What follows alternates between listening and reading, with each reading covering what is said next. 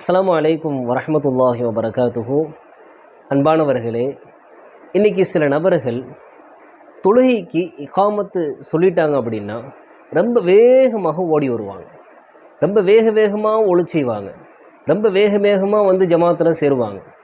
சில நேரங்களில் அவங்களுடைய செயல்பாடுகள் என்ன ஆயிரும்னா, அங்கே தொழுது கொண்டிருப்பவர்களுடைய சிந்தனைகளை சிதறடித்து விடும். பல நேரங்களில் இமாமே பயந்துருவார். திடீர்னு டமார்னு சவுண்டு கேட்கும். என்னென்னா, அவ்வளவு வேகமாக வந்து கதவுல ஒரு முட்டிட்டு ஜமாத்தில் வந்து சேருவார். கண்ணியமானவர்களே, இதை நான் யாரையும் குறை சொல்வதற்காக வேண்டி நான் சொல்ல வரவில்லை. ரசூல் ஸல்லல்லாஹு அலைஹி வஸல்லம் அவங்களுடைய காலத்திலேயே இப்படியெல்லாம் நடந்திருக்கு. ஹதீஸுகளில் பார்க்கலாம். ஸல்லல்லாஹு அலைஹி வஸல்லம் ஜமாத்து தொழுகையை நடத்தி கொண்டிருப்பார்கள். ஜமாத் நடந்து கொண்டிருக்கும்.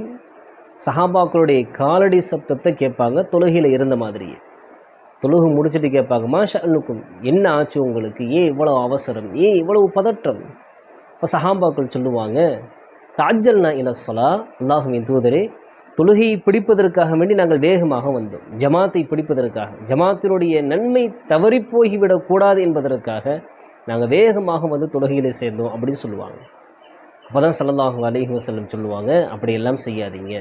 இதா சமிஅத்துமுல் இகாமா, நீங்கள் இகாமத்து சொல்லப்படுவதை நீங்கள் செவிமடுத்தால் ஃபம்ஷு இலஸ்ஸலா, தொழுகையின் பக்கம் நீங்கள் நடந்து வாருங்கள், ஓடி வராதீங்க, அவசரப்பட்டு ஓடி வராதீங்க, நடந்து வாருங்கள்.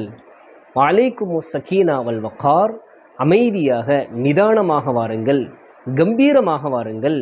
ஃபமா அதுரத்தும் ஃபசல்லு, தொழுகையில் உங்களுக்கு என்ன கிடைக்கிதோ அதை நீங்கள் தொழுகுங்கள். அம்மா ஃபாத்தக்கும் ஃபஅதிம்மு, எது தவறி போய்விட்டதோ அதை இமாம் சலாம் கொடுத்ததற்கு பின்னால் நீங்கள் நிறைவேற்றிக் கொள்ளுங்கள் அப்படின்னு சொன்னாங்க.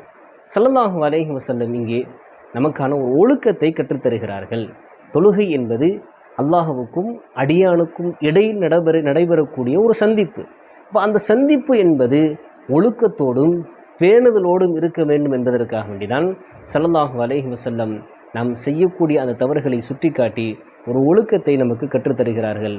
அல்லாஹ் ஜல்ல ஷானுஹு தஆலா அந்த ஒழுக்கத்தை நம்முடைய வாழ்க்கையில் கடைபிடித்து நடப்பதற்கு அல்லாஹ் நம் அனைவருக்கும் தௌஃபீக் செய்வானாக. அஸ்ஸலாமு அலைக்கும் வரஹ்மத்துல்லாஹி வபரகாத்துஹு.